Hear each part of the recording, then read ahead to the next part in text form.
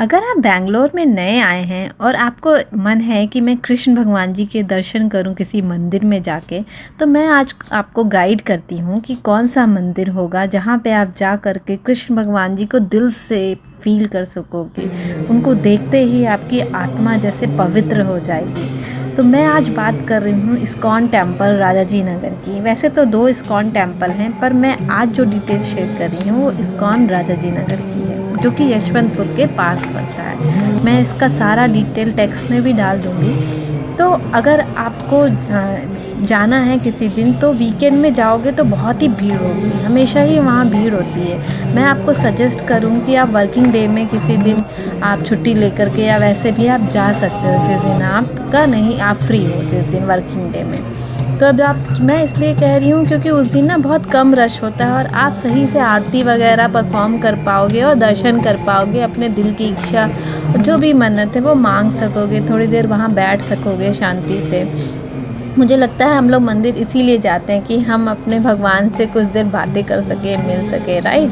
तो इसलिए मैंने कहा कि वीकेंड में तो आप बिल्कुल भी मत जाइएगा, बहुत भीड़ होगा। आप दर्शन किया नहीं किया एक जैसे होता है। तो वहाँ पे ना आप 3 टाइमिंग होती है, 3 प्रोग्राम होते हैं। एक मॉर्निंग प्रोग्राम, एक इवनिंग प्रोग्राम, आफ्टरनून प्रोग्राम और एक इवनिंग प्रोग्राम। तो आप तीनों ही प्रोग्राम में कोई भी अटेंड कर सकते हो या फुल डे भी जा सकते हो। तो जो मॉर्निंग प्रोग्राम होता है वो 4:15 से लेके 5 AM तक होता है। उसमें आरती होती है, जागरण सेवा वगैरह, मॉर्निंग आरती वगैरह होती है, तुलसी पूजा होता है ना। और उसके बाद जो आफ्टरनून होता है वो उसका स्लॉट होता है 7:15 AM से 1 PM के बीच में। तो उसमें क्या होता है, उसमें राजभोग आरती होती है, फूड वगैरह दिया जाता है, वैरायटी ऑफ फूड्स होते हैं, स्वीट्स, वेजिटेबल्स, जूस, दाल, राइस और भी जो भी चीज़ें होती हैं ना, बहुत सारे तरीके की मिठाइयाँ वगैरह वगैरह भगवान को समर्पित की जाती है, ऑफ़र किया जाता है। फिर आता है इवनिंग की आरती, जो कि होता है 4 PM से 8:20 PM तक, या कह लीजिए 8:30 तक भी होता है कभी कभी। तो उसमें क्या होता है, वो धूप आरती, तुलसी पूजा, संध्या आरती होती है ना, जिसमें फ्लावर वगैरह बहुत सारी चीज़ें ऑफ़र की जाती हैं भगवान को। तो यूज़ुअली भीड़ जो होती है वो इवनिंग आरती के समय ही होती है और अच्छा भी लगता है। शाम के समय लोग गाते हैं, भजन कीर्तन करते हैं, है ना।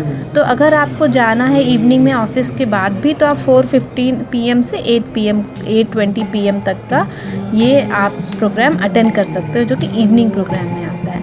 अब रही वहाँ पे पार्किंग की बात, तो पार्किंग का पैसा लगता है वहाँ पे। बाकी और किसी चीज़ का पैसा ऐसा सच नहीं लगता है। अगर आपको स्पेशल एंट्री लेनी है तभी आपको पैसा लगेगा।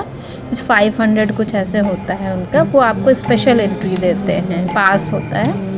तो बाकी सब कुछ फ्री है वहाँ पे। अगर आप पार्किंग की अगर आपको फैसिलिटी नहीं लेनी है तो और भी सब फ्री है। और वहाँ पे प्रसाद भी आपको मिलता है, खिचड़ी वगैरह सर्व होती है, तो आप वो उसका भी बहुत आनंद ले लेते हैं। वो बहुत टेस्टी है।